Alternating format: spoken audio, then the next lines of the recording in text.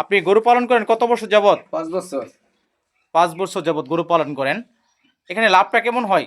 লাভ বালা লাভ। গরু পালা বালা লাভ। গরু পালা লস নাই। আপনি যে গরু পালতেছেন নিজের কাছে কেমন লাগে? খুব ভালো লাগে। প্রথমে শুরু করেছিলেন কয়টা থেকে? একটা দে। এখন কয়টা আছে? ও হ্যাঁ, 6টা।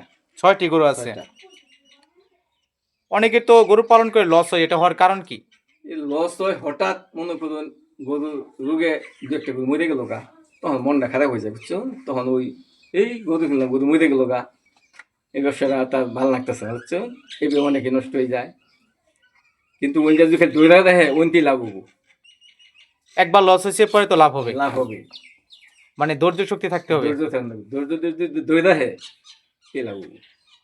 কোনটাতে লাভ বেশি, দেশি গরু না বিদেশি গরুতে? লাভ বেশি বিদেশি। আপনি দেশি পালন করেন কেন?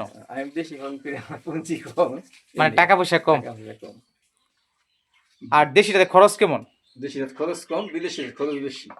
লাভও বেশি? লাভ বেশি। কারণ কি দেশিটাতে লাভ হয় না? লাভ হয়। কেমন? লাভ হয়, ওই লাভে পুষে।